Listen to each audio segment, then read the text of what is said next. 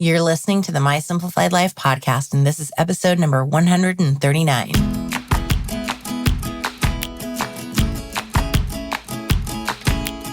Welcome to the My Simplified Life podcast, a place where you will learn that your past and even your present don't define your future.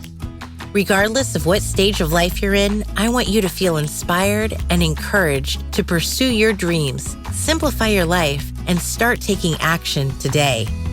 I'm your host, Michelle Glogovac, and I'm excited to share my stories and life lessons with you while taking you on my own journey. This is My Simplified Life.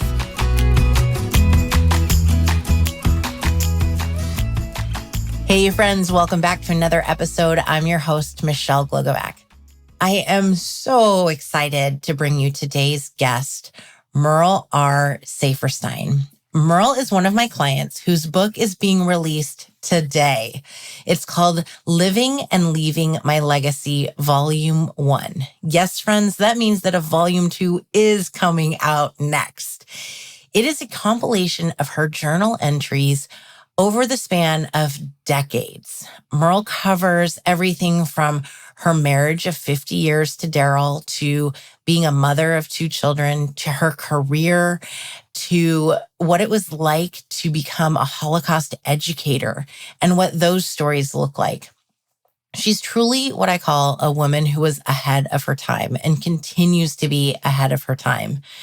She's going to share one of the funniest stories ever that is cringeworthy because it just represents what life was like for women just decades ago. And decades ago is not that long ago. So it's really fascinating to me to read about what her life has been like, the lessons she's learned.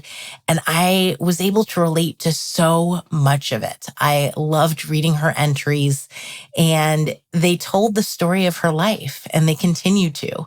So I know you're going to enjoy this conversation, not only about Merle's life, but about journaling in general. I journaled as a child, as a teenager, in some of my college years, and then I stopped. And I don't really know why I stopped, but life happens, and it's just one of those things that went to the wayside. But it's something that I want to pick back up, and she has inspired me to do so. So listen in not only on Merle's life journey, but on what it's like to journal in general and what it means for you to take up such a task for yourself, and the difference that it can make in your life. Hi, Merle. Hi, Michelle. I am so thrilled to talk to you. Our emails, they're just long messages to each other, and your book is just so incredible. I know you now. We're friends. I'm going to say that. We are friends. I love that. So I am so thrilled to share you with the rest of the world who doesn't already know you. Can you take a moment to introduce yourself, please? Sure. So I began as the director of Holocaust education in a Holocaust center in South Florida, and I did that for 26 years. And then after that, I retired and developed a course called Living and Leaving Your Legacy, and have been teaching that and speaking about it for the last 10 years.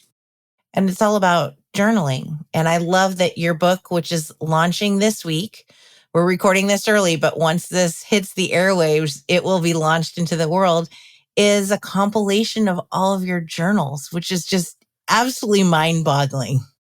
Well, it's a long time in coming, Michelle. I started this project in 2002 and have been working on it for literally 20 years. So this is just the beginning of the next phase of something that's been going on for a good part of the last 20 years. And when did you start journaling? Let's talk a bit about that. So I began journaling. I wrote actually as a teenager. I kept journals or diaries in those days. But I actually began journaling in 1974. And I journaled for a few years, minimally. And then in 1982, I really actually started seriously journaling, where I was writing one time a day at least, but sometimes as many as 4 or 5 times a day. And I never was any place without a journal. And so from 1974 until currently, I've completed 380 journals. That's incredible. And I love in the book how you share that where, you're sitting here at dinner and you pull out your journal and it's almost like it was your version of checking social media. Except there was no one on the other side. Right. You would pull out your journal instead of a phone. Right. Yeah. For me, journaling was just, I didn't really ever understand why I was journaling so much or what compelled me to journal the way I did. But it was something that I knew I had to do. And so I just knew and continued to write constantly. And still to this day do, although I don't write as much as I did then, but I still almost every day write. And so the book is comprised of various chapters that are different categories of your life, from working to being a mother to marriage and relationships and friendships. And throughout the entire book, I felt like you've been a woman ahead of your time.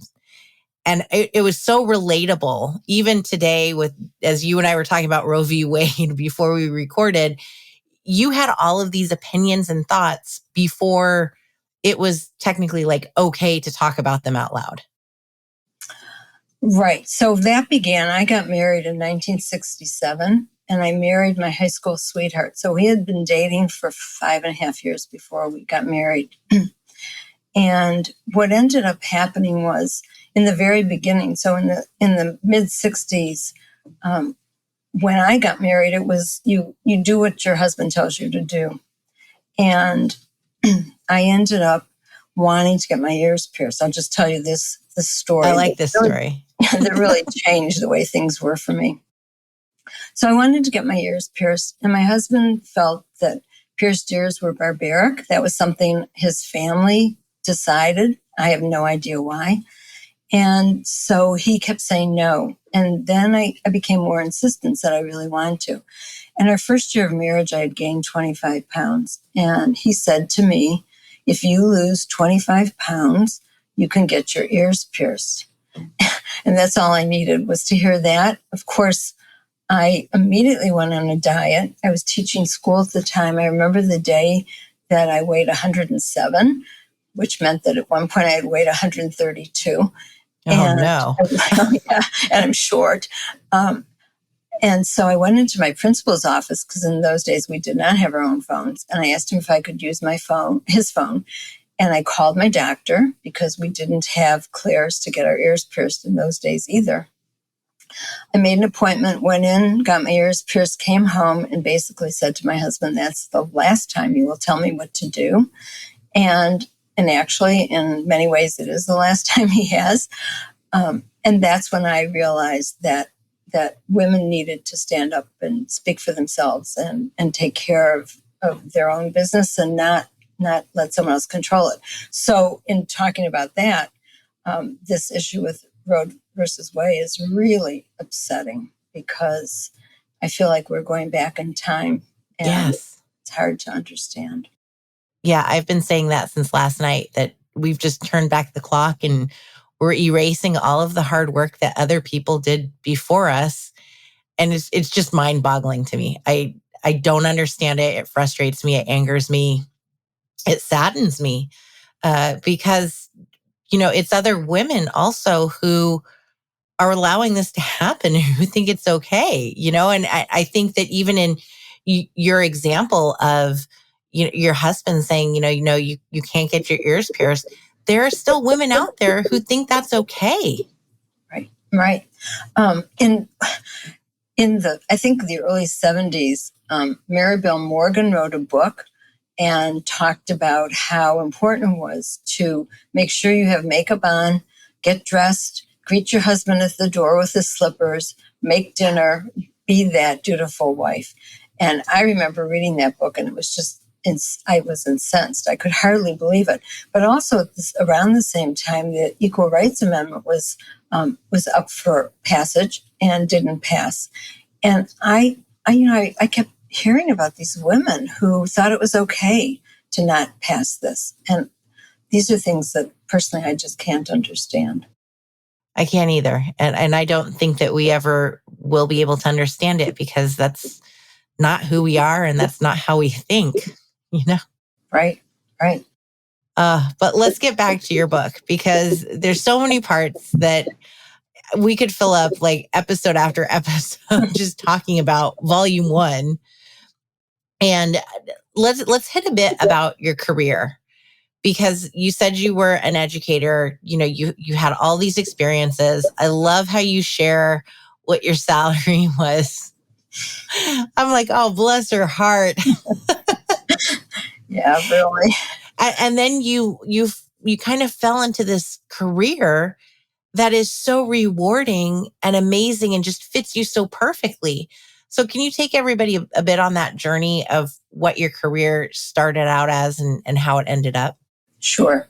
So originally, I always knew I wanted to be a teacher. And in my sophomore year of school, so it was in 1964, I decided I wanted to become a psychologist. And I remember calling home and saying to my parents, I think I want to switch my major. My mom, who was a teacher, said to me, oh no, you need to stay in education because you'll always have a job. And, now in retrospect, I laugh because I think psychologists definitely always have a job as well. And I'm not sorry because education has really served me well, and I hope I have served it well. So I taught for 4.5 years in elementary education, 3rd grade and 1st grade. And then then I stopped working when I had children. And when my son went into preschool, I decided to teach preschool so that I could have the same hours as he had. And that way I could be home for my children. And so I did that and then ended up directing a preschool. And then for a very short period of time, I took a job as administrative assistant at a private high school. In the interim, for 5 years, I was director of a day camp, which had 350 kids. It was a huge camp and a really wonderful, fun experience. But I took this job at the high school thinking that it was time for me to move on to a different phase of education. And it was a disaster, and I write about it in the book, and it was really unfortunate, but it happened as it will. And so when I quit the job, and I quit in the middle of the year, which was really upsetting to me because I was afraid of the message it was giving to my children that it was okay to quit. Mm-hmm. Although in retrospect, I realized the most important message I gave them was, if you're not happy, you don't belong there. Find something where you are happy. Mm-hmm. So I took about 2.5 years and decided to write a book. I was looking for a job. Financially, we really needed the money. But I also, each time I went for an interview, I would sit there and think, I'm not going to be able to do this. This is not a job that I can take. And so I kept getting job offers. It was crazy. And people were saying, how can you not accept these jobs? But each time I knew that I would not be happy. And so while I was and I live in Miami, Florida, and I live near the beach, and I was walking to the beach or jogging each morning. And I would jog along the ocean and see a man who was doing the same thing I was. And then we would end up very close to each other. And he was sitting with his books surrounding him, and he would be writing, and I would be doing the same thing. And eventually, after about a month of just waving to each other, he stopped and talked to me. His name is Tom, and he had been a former priest and had just left the priesthood and actually was working on a documentary on the moral majority. So fast forward, he left Miami and went to first Washington, D.C., and then New York. And he was doing temp work, and he ended up getting a job working for someone who was the president of the Anne Frank Center in New York. And they hired him to be the executive director of the Anne Frank Center. And all along, which is, I think, kind of ironic, again, my mother, who had such an influence on me, was only afraid that here was this Catholic man trying to convert me. As it turned out, that really changed things drastically. So Tom, right as soon as he got the job, learned that the Anne Frank Center in Amsterdam had gotten a photograph album that someone had found in the Chester drawers in Germany, and it was the Anne Frank family photo album. And they recognized Anne Frank, and they sent it to the Amsterdam Museum, And that museum then put it together in an exhibition called Anne Frank in the World, 1929 to 1945. It's 800 photographs. So it's her family surrounded by photographs of the Holocaust, and it tells the story of the Holocaust. And Tom's job was to send it around the world. Around the country, I'm sorry, not a world. The Amsterdam Center was sending it around the world to different places. There were 2 exhibits going at the same time. So Tom called me and asked me if this would be something I'd be willing to do. And it was a volunteer position, and I really needed the money. But my husband was wonderful and said, this is something that you have to do. Anne Frank speaks to your soul. And as a journal writer, it was something that was really important to me. And so I brought the exhibit to Miami. I had a goal of having 50,000 people see it in 6 weeks, and we had well over 60,000 people. And during that experience, I met Holocaust survivors. I understood the real importance of teaching about discrimination and prejudice. And in many ways, through the programming I did, I was able to bring the different communities in Miami, and we are really multicultural here, together. And I did a program for students and ended up asking 2 of the women from the Holocaust Center in South Florida to come and speak at the program. And they did. They saw what I had done with all these high school students. And they asked me to come as a volunteer and help them set up some student programming. So I went as a volunteer because at that point, after the exhibit was over, I still didn't have a job. And shortly after I started there, their secretary quit. They asked me if I would be the secretary. I said I will for a few months. And then if I'm not in education, I need to move on. And the rest is history. So I was there for 26 years. And it was a huge privilege to be able to work with Holocaust survivors. During my time there, I worked with about 500 Holocaust survivors and got to know them and learned so much from them. It's amazing. The story is incredible. I love that you did it at first as a volunteer. And I think that's something really important for people to hear too, that, in order to figure out what you want to do or what you're meant to do, you have to try new things. And maybe you don't get paid at first, but then it can, turn into a 26-year career in which you do get paid. And it's also something, though, that isn't just a financial payment you received, but such a fulfilling type of work that you did. And to be rewarded in that sense, to know that you've done so much good and sharing these stories and making sure they're kept alive. Because again, we go back to what our current state of the world is. And, these survivors, we're losing them just as we're losing our World War II veterans. And when we lose them, we lose their stories. Right. And our center actually started doing interviewing in 1980. And we have the only standardized self-produced collection in the country. Recently, I understand that Steven Spielberg is now taking our collection and digitizing it and doing some of the holograms with 2 of our Holocaust survivors so that this will continue on, which is really exciting. But for me, the programming that we did was with high school students and college students. And we had students meeting survivors, sitting at tables with them and having the opportunity to listen to their stories, but also to understand that at one point these survivors were teenagers just like they were and had the same hopes and dreams that they have. And then suddenly, because of prejudice, their lives were turned upside down and ended up losing families and whatever. And so what we would do in these programs is we would let the students be immersed in the Holocaust experience. And then we would change the focus and say, okay, so this is what happened to them. What is happening to you in your life? And this was before bullying was really noted the way it is now. But the students were able to talk about their experiences with prejudice and understand in a way that they might not have ever had they not met the Holocaust survivors.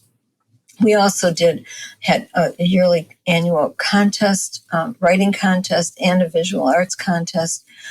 We, in any given year, sent out speakers to about 18,000 students a year. So, a month. No, a year. A year. And so the program was extensive, and the survivors who were generous enough to share their stories, even though it was so painful, understood that they were helping to pass along the important messages. And many survivors said to me, I tell the story because my parents begged me to live and tell the story. And so I feel obligated in some way to be able to pass along their stories.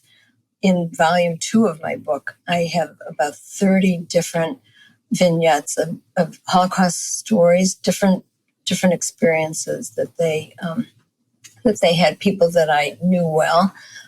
It's pretty brutal, but I think it's really important and probably the most significant of all the writing I've ever done. Oh, I can't wait to read it because I loved volume 1. Thank you. Thank you.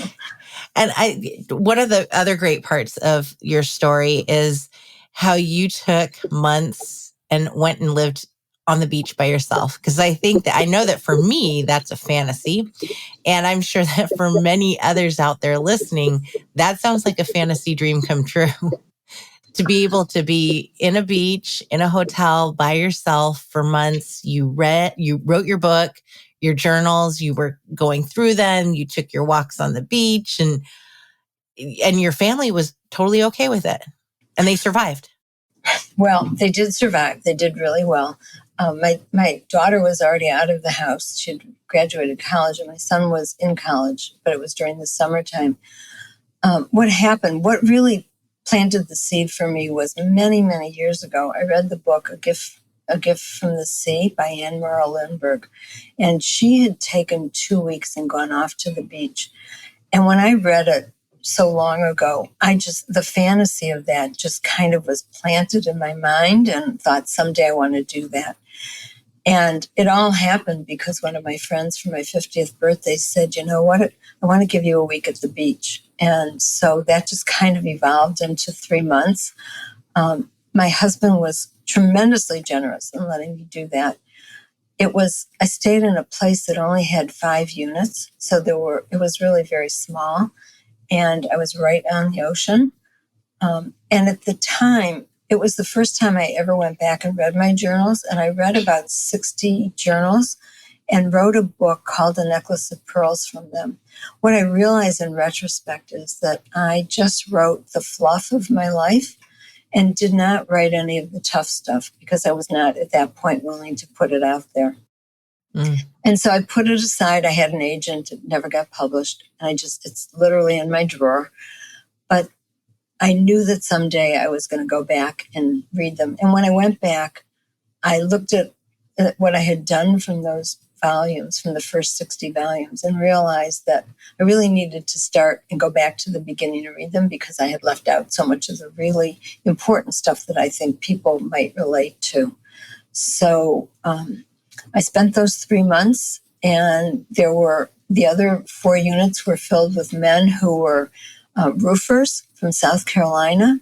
And I kind of felt safe in that way. I stayed there. My husband, I asked him if he wanted to come and stay anytime, but it was on the beach. It was hot.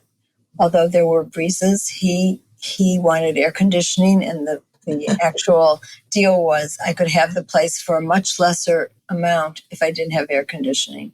And I had fans, and I was fine with it. He wasn't.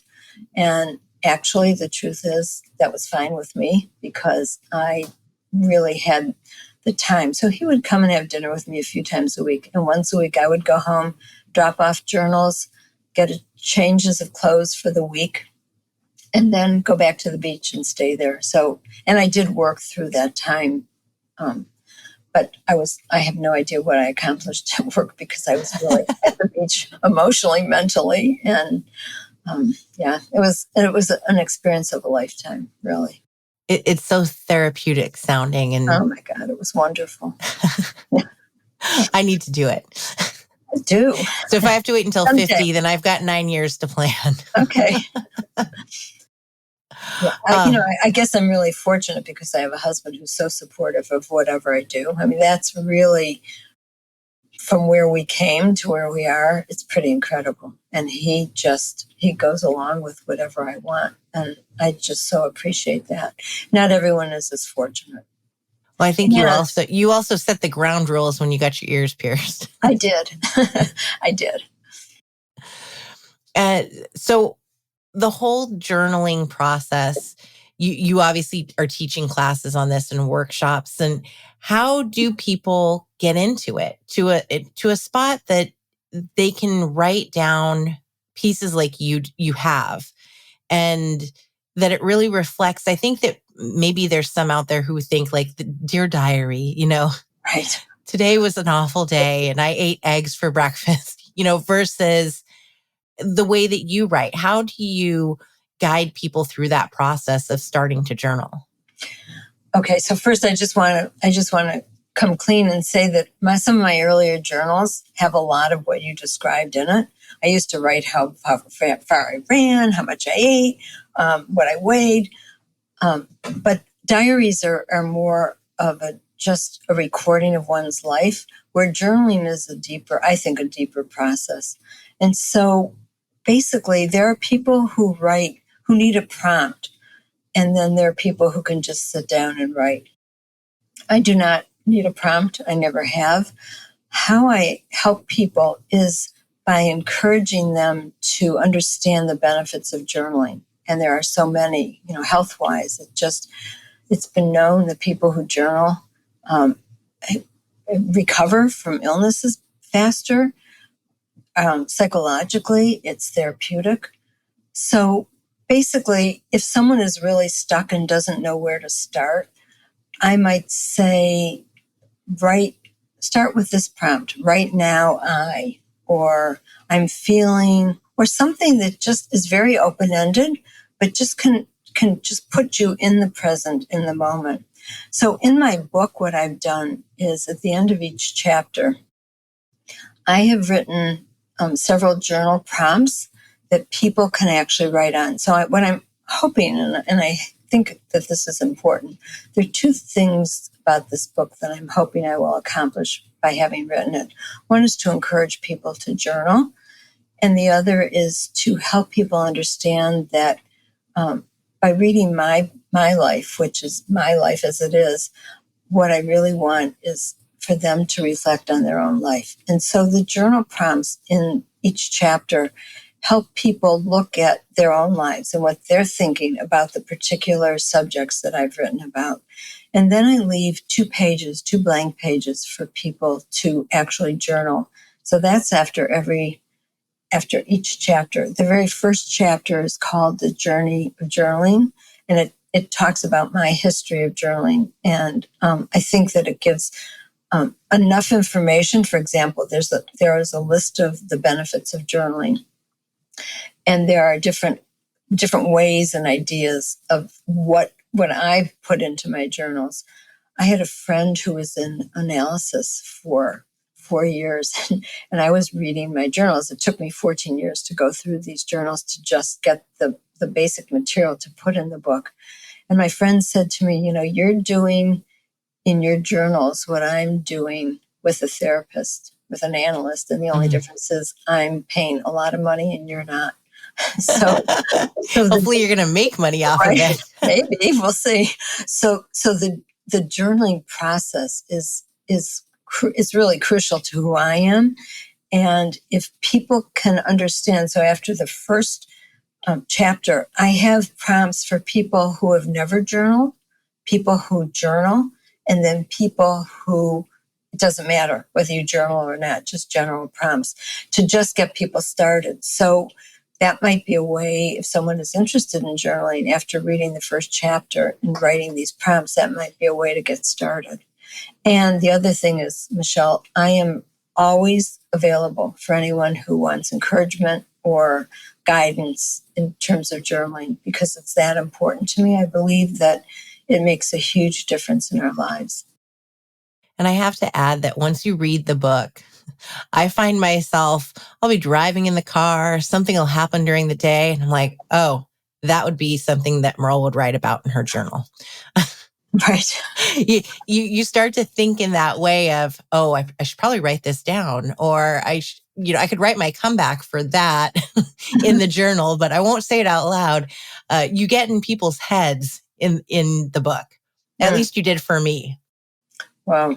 Well, my hope is that my life will resonate for other people, and that people will understand the gift that journaling is.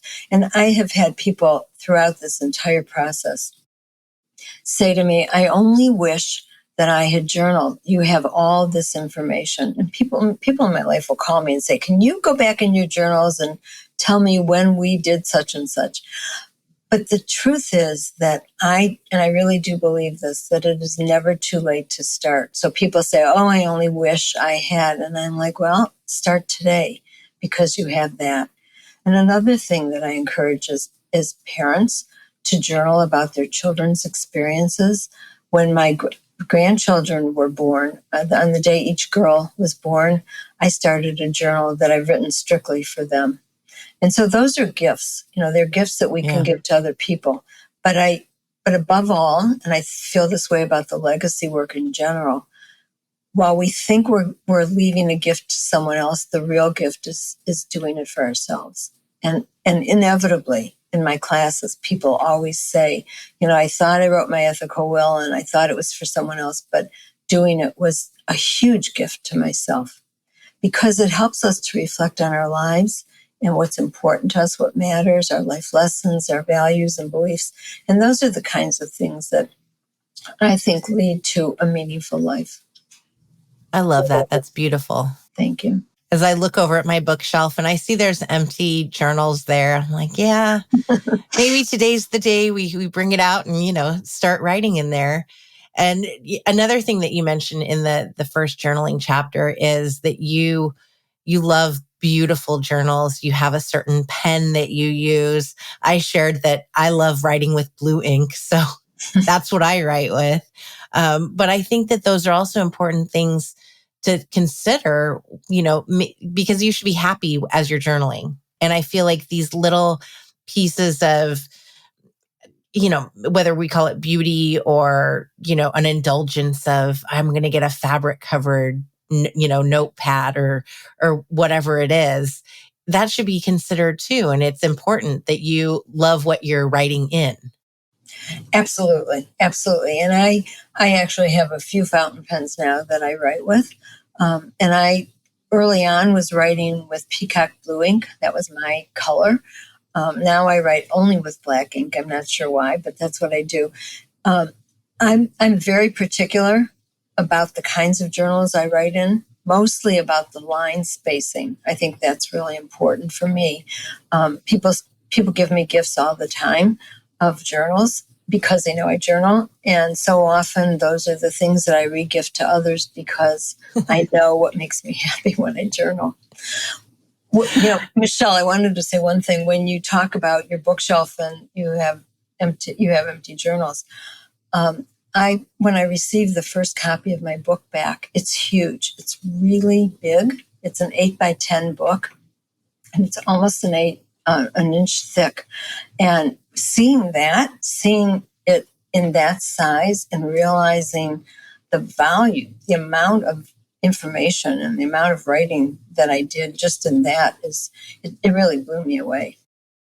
So it's and I have in my head, I have a picture in my head of what your safe boxes, your lock boxes must look like with all of your journals, and the fact that you could combine them, to be just in an 8x10 that's an inch thick is truly mind-boggling too. Well, there's a lot that is not in there. I mean, I originally, when I started this volume is from 359 volumes. And some of the chapters, so I would take out excerpts according to different topics. And some of the chapters were as many as 450 pages worth of excerpts that I whittled down to 30 pages. So, or around approximately 30 pages. So It was a process that took me 6 years. After 14 years of taking out the excerpts, it took about 6 years to whittle them down to a size that makes sense, at least some sense. And, I have to also say that reading it, you do get the full story of your life. Even though they're excerpts, you fully understand whatever it was that you were going through at the time, whether we talk about your marriage or motherhood or your career, all of these things, there's enough in there and in the excerpts that you understand what the whole story actually was. Well, I think there are threads that run through the chapters. And so those threads together create a tapestry of my life.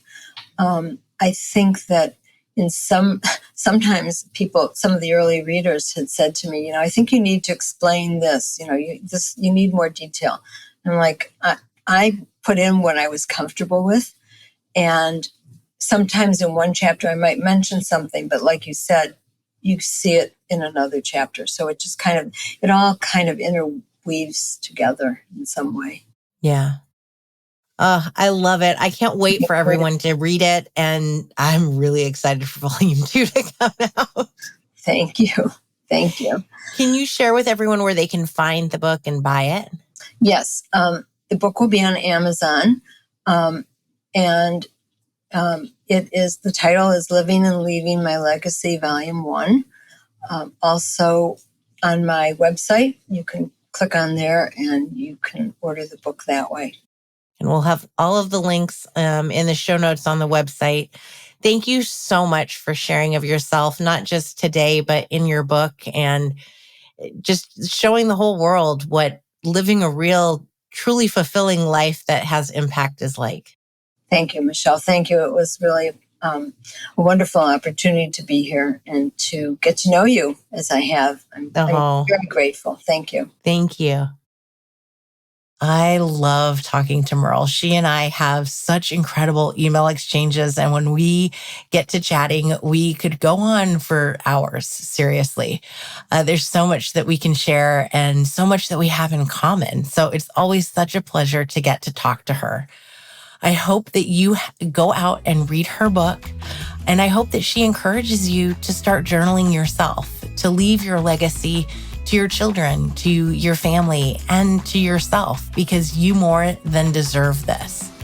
So go out, go buy Living and Leaving My Legacy, Volume 1 today, and get your journal out and start writing down all of those memories and what's going on in your life today.